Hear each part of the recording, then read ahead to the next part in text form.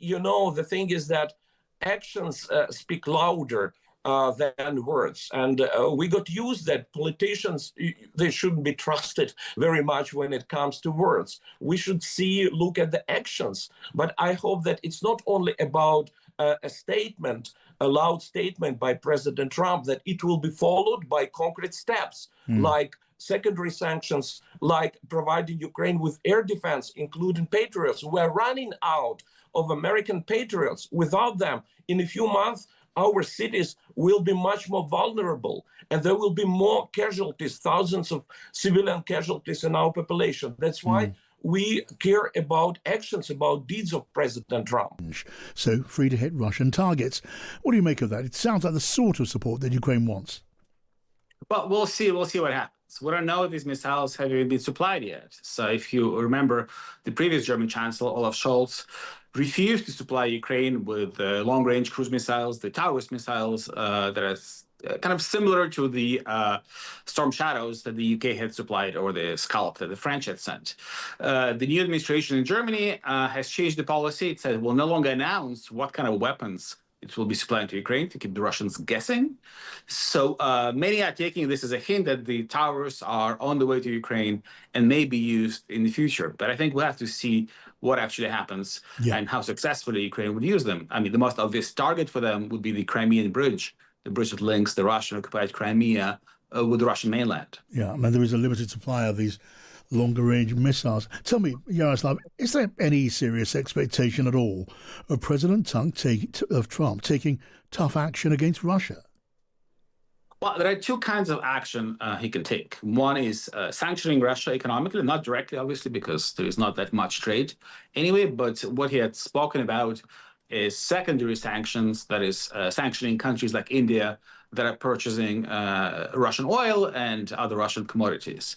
And another thing he can do is to increase the supply of weapons to Ukraine. Ukraine badly needs, for example, the Patriot missiles, the anti-aircraft missiles that are being used to shoot down the Russian missiles and drones, and the stock of these is being depleted.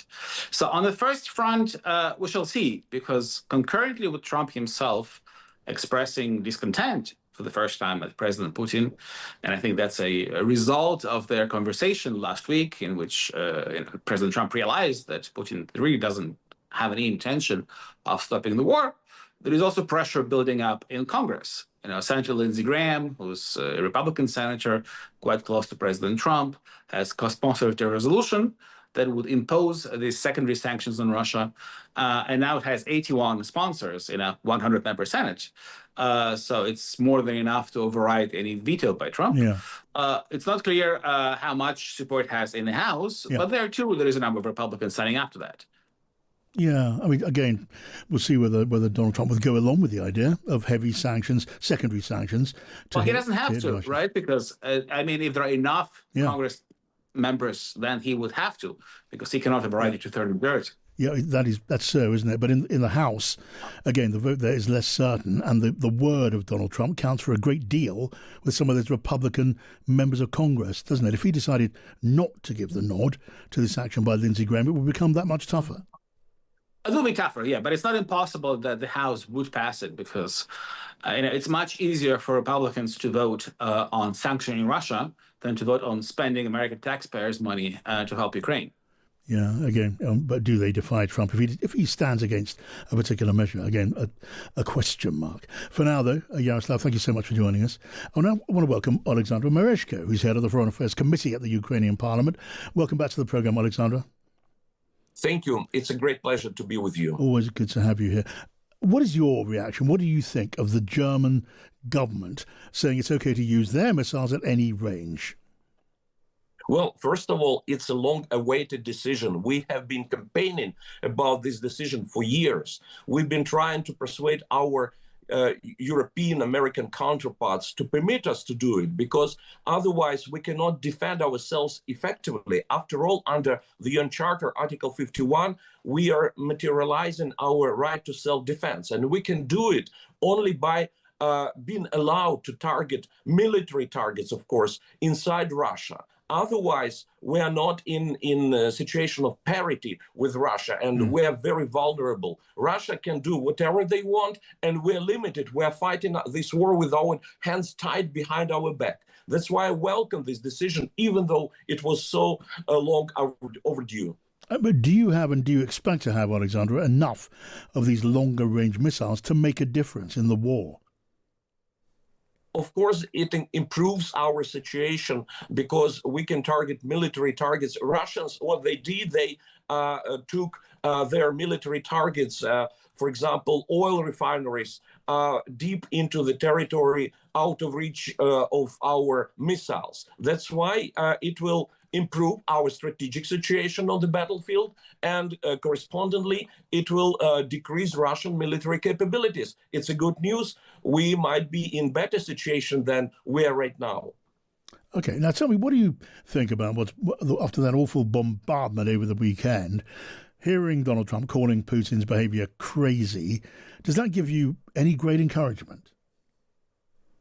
I would like to say yes, but the thing is that actions speak louder than words. And we got used that politicians, they shouldn't be trusted very much when it comes to words. We should look at the actions. But I hope that it's not only about a statement, a loud statement by President Trump, that it will be followed by concrete steps like secondary sanctions, like providing Ukraine with air defense, including Patriots. We're running out of American Patriots. Without them, in a few months, our cities will be much more vulnerable, and there will be more casualties, thousands of civilian casualties in our population. That's why we care about actions, about deeds of President Trump. Yeah, actions, not just words. And it's less encouraging, I guess, that President Trump, he criticized Volodymyr Zelensky too for calling out America's silence. He warned Zelensky to stop. Well, to me, truly, I cannot understand this. It's absolutely mind-boggling how he can criticize Zelensky. For what? He didn't specify. Zelensky is telling the truth. He cannot stand, for example, he cannot keep silent when other political leaders who can change the situation, who can help us to survive, when they ignore these crimes of Putin. Of course, President Zelensky had every right to draw attention to this absolutely outrageous situation, and to be criticized for this, I don't understand it. Sometimes, President Trump and his ex-diplomacy is rather enigmatic, and I cannot understand it. It does rather support the idea, doesn't it, that President Trump does not want to act against Putin. I mean, just over the last 24 hours or so, he said this war was between Ukraine and Putin. It was not his war. It's absolutely wrong position, which goes against American values.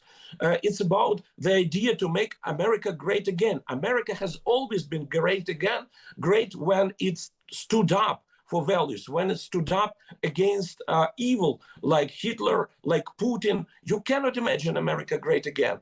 And to support Ukraine is in the best national interest of the United States. It's about security in Europe. It's about world security. We should always remember that we're the victim of the aggression, and we need to be supported. And the perpetrator, the aggressor, should not be rewarded. It should be punished. Otherwise, we can create very dangerous precedent, and some potential aggressors will definitely use it. For example, in the Indo-Pacific. So for the United States, the best solution is to help Ukraine right now.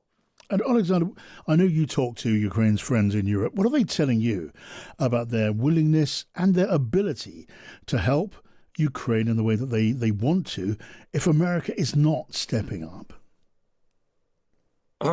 There are European countries which understand us without the words. So-called frontline states like Baltic states, like Poland. The UK, by the way, is a staunch supporter of Ukraine. Because you know what it's like, because you remember your experience of 1940, you remember Blitz. You don't want this to happen again in Europe. So we can rely on these countries. But of course, we understand that different countries have different capabilities, material capabilities. We want them to step in, but at the same time, there might be some economic restrictions in terms of capabilities. Alexander, good to get your thoughts. Thank you. Do come and talk to us again very soon.